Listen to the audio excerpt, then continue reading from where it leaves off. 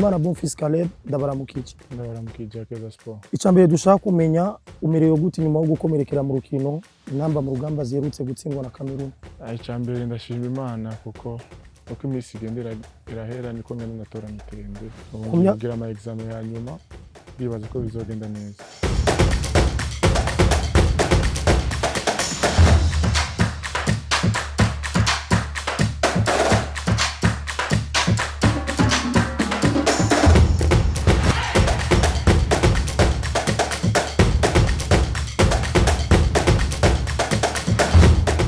Ku myaka 25 y'amavuko ufise umaze guca mu migwi itandukanye haba mu gihugu no hanze y'igihugu, tubwira intanguko yari imeze. Natangiye gukina umupira w'amaguru nkiri muto cyane kuko ndibuka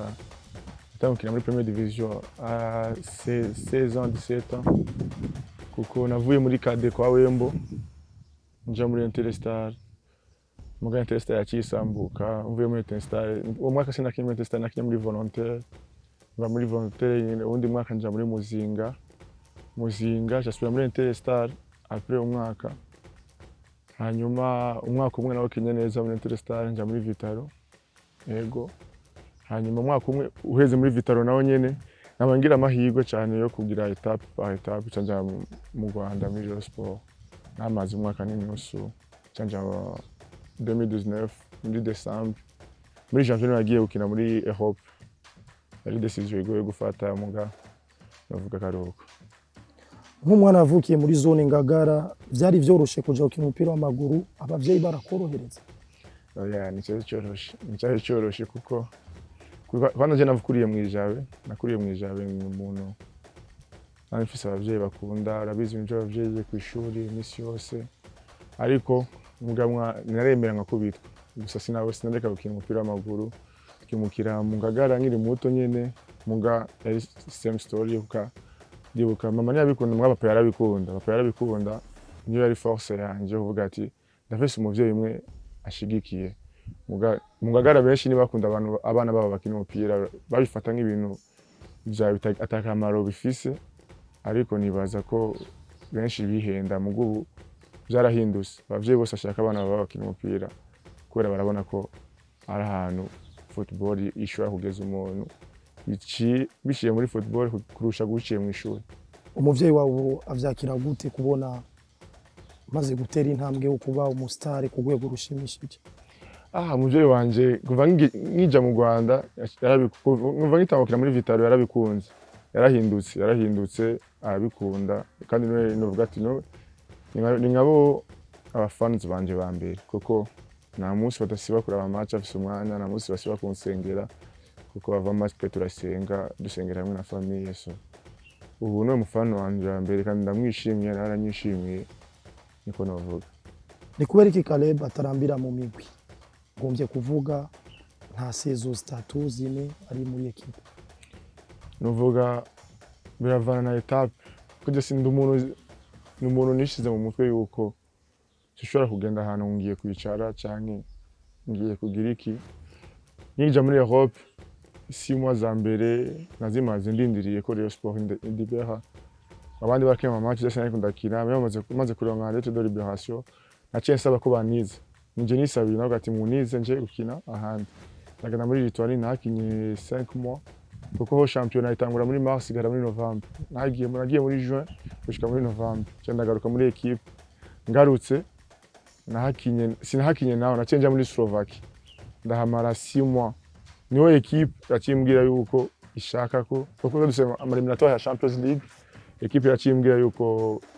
ishaka ko ngaruka kuko performance yanje yari nziza muri Slovakia menje nashaka kugumayo umwaka kuko ufise contrat y'umuntu ni wigenga cyandagaruka ngarutse umukocha acahindura equipe avant 2 jours ya championnat then histoire yose kirahinduka haza umukocha izani abandi bakinyi biwe then nangwa kubona match ya mbere ndi hanze ya kabiri ya gatatu je shobora kubisupport kuko mbona ko narita gukina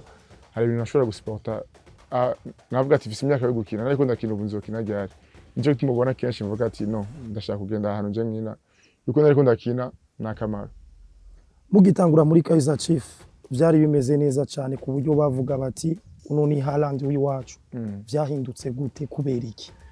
nuvuga ibyo Kaizer Chiefs yankoreye ni experience nagize goye mu buzima bwanje. Natumye mvuga ati sinzosubira gukinayo kandi yatumye nafata decision. 6 mois gambere nagiye ngiye gira test medical mais shikira muri test bari muri local polokwane turagira then mbona ça fait 3 semaines ibyo twavuganye atari ko arabikora ndagaruka nagira nje muri Turki mbwa nabahaye parole yanje ndavuga ati non naramaze gutanga parole reka subireyo none nasubiyeyo ndasinya pour 2 saisons mais avant ko sinya narababwiye ati nda myaka 2 nzohamara ngaha nzohamara 6 mois cyangwa umwaka ariko muzondeke ngende 6 mois za mbere nari nashise batangonze kina match zitandatu za championnat c'est première partie hera ni meilleur buteur wabo na meilleur buteur wa championnat ariko haza equipe muri janvier hari le 28 yo muri Turki Super League ira proposa amahera atari bwigiringira baravyanga no hatangure kuba ugwango gwanje nabo Karanga ashobora kuvuga ni joni yo ni banga profession ashobora kuvuga mugahera amahera menshi yari equipe ye basi yari equipe yitwa Antalya Sport yari Antalya Sport niyo twari en contact jewe barandikiye ndi muri vacances Kigali hari muri December ko bishoboka kuko nari ngigwaye deja bandondeye ngigwaye addicteur kuko naragwaye sinahije nakinye match muri phase nakinye match 7-8 kizemo na coupe match yo then ndababwira barambajije opinion yanjye ndababwira ati iyi ni contrat igiye kumindurira ubuzima namwe twaravuganye kari business let's make a business reka tugire business kuko football ni business murunguka naje ndunguka famille yanje iraba neza naje ndaba neza kuko carrière imara umwanya muto so tuza kwiziganira ndababwira uko nyene ndababwira ati je shaka kugenda cyambere ni projet sportif kuri jewe amahera araza mu nyuma nubwo amahera akonta nubwo projet sportif kavuga ati shaka kuva kuri etape nje kuri etape yari nka dream yanje ko nifuza gukina Turki ndubwo ndacyabyifuza ndabibabwira ntibabyakiriye neza bavuga ati ni gute ushobora kwiyumvira dans 6 mois kuva muri equipe uri meilleur buteur wa championnat uri meilleur buteur wa equipe nababwiye ati icyo si kibazo cyanje twaravuganye avaye ko nsinya twaravuze ati we make a business now business nushaka tuyikora nta kibazo ndacyafise contrat yanyu je ni professionnel ndubaha ivyo mwebwe muza kudecide hanyuma bo baraduza amahera badugije amahera equipe babwiye ati sawa turayatanga reka hari lo 30 gushika lo 30 gushika naho bugara ndavuga ati sawa umukocha niho twagize kuvugana niho umukocha atangiye guhinduka kuko ari mugenzi wanje twaravugana mu atangiye guhinduka ndamubaza hari ikibazo cyane nyanyishuye ndavuga ati sawa nta kibazo genda umuntu akunda gutwenga mu bintu byose ushaka kumenya ko mbabaye cyane ushaka kumenya yuko ndyohewe kuko ndisohoye umwanya wose ngira ngo barashobora kuba bari babaye kubona Haaland wabo ko no kuvyapa baravyandika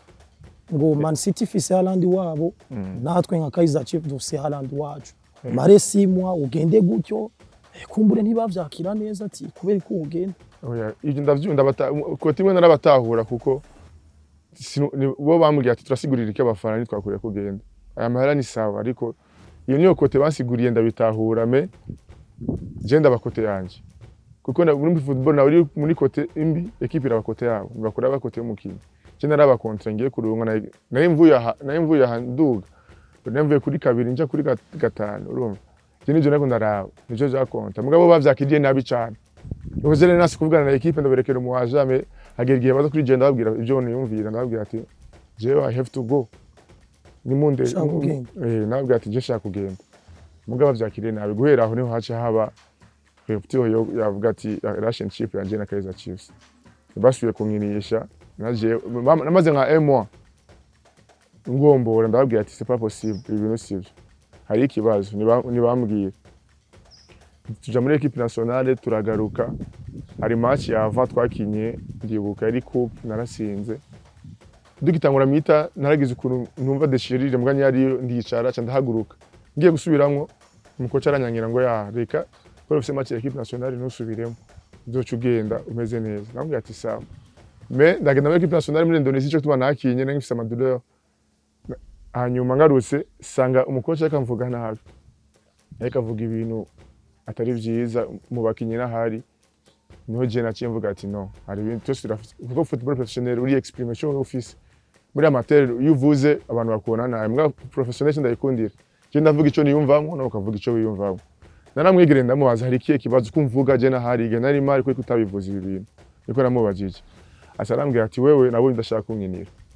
kandi nzokwicarika hanze kugira ushika equipe ikwirukana yambwiye iryo jambo sinigeze ndamusubiza aciye nsohoka ndagenda gusa nageze muhira ndababara ndavuga ati man ibi ni biki biko byambako ndaraba abandi barataka baracari kuri DB memaze 10 match nariko 8 match nariko ndakina ndavuga ati peut-être ni Imana ifise umugambi wayo ko genda umuntu I believe in God is playing you know genda senga cyane ndavuga ati nta kibazo muga je repetition nanje ya equipe yaciva ngaho anje acivuga ati nzofasuye gukina nanje nawe kiri muri equipe niko namubwiye direct sinamubwiye mbwa mu mutima wanje navyivugiye je ndavuga ati sinzosohokera muri equipe ariko byari bimeze then tubanuko nyene muri iyo situation entraînement avant match sinashobora gukina nababwira ati ndacagwaye kuko je nari ngwaye addicteur barambwira ko nigeze kugira operation ndanga kugira operation kubera equipe yari nkeneye muri uwo mwanya muga equipe igenda ndayikeneye jewe nigeze ihaba muga bigiye nicyo kindi nakubwira ati equipe igukeneye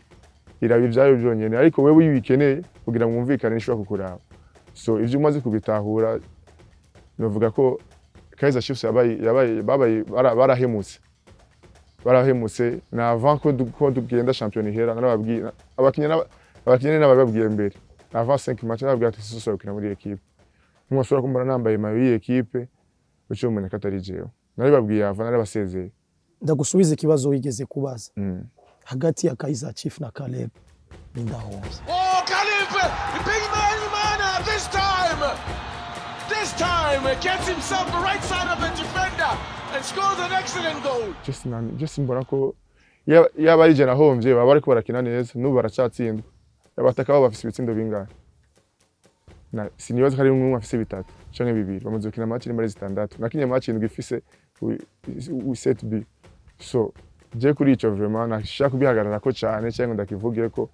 sinzi ko bahomvye cyangwa batahomvye muga je cyo nzi niko ngyohe bahondi nahise nk'umuntu aboshwe ubu ndi free rukuro vyavugwa ko ushobora kuja muri Misiri birangira ugiye muri Libya muri equipe ya Al Ahli Benghazi ivyatangaje abatari bake kubera iki vyahindutse ndavuga iyo nkuru yariho kandi byari officiel ndavuga ko nari kuja muri Zamalek gusa barafise n'ubare muri ban ya FIFA aramara bitishuye abakinyi b'imyaka iheze so se ushobora kurindira equipe umwanya munini kuko nafise amahofre menshi ariko kuja muri Libya yari decision yiwanje nafashe ndayifata ndabiye no kuri famille turavugana ndababwira ati hari proposition zindi mu buzima ndashobora kwirengagiza aho nyene biravugwa akayabo kamahera akayabo ivyo vyatumye ufata iyo ngingo kuja muri Libya cyane ko nawe wishije kubivuga turavye na famille biri muri ivyo mugaje nakubwira ati projet sportif ni konta kuri jewe equipe ifise projet yahe bashaka gushika hehe wewe bagushaka kiki amaden hakaza ivyo bindi bikurikira atari banga Al Ahli Benghazi yakuguzanga ibyo ni banga Caleb umuntu hamba mu rugamba yifata gute kugwego uruhe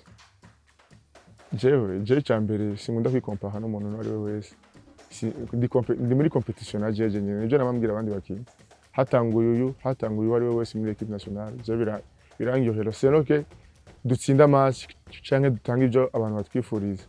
wowe tangura wese je mbashaka kuba meilleur uno musi Caleb ejo nzobe meilleur ho Caleb yarari uno musi niyo objectif yanje imisi yose ku rukino rwa mbere rwa Namibia warinjije igitsindo ucurakura mayo kandi wari ufise ikarata y'umuhondo ivyatumye utashoboye gukina urukino rwa Cameroon kubera iki bavuga ko wari kuratanga ubutumwa ku bantu bamwe so bari ivyo oya si byari ivyo sinari gushobora gutanga ni nko gutanga igihugu ngo kubera ashaka gutanga ubutumwa gusa nari emotionnel amemesho yaranduze sinashoboye kwikontrola navuga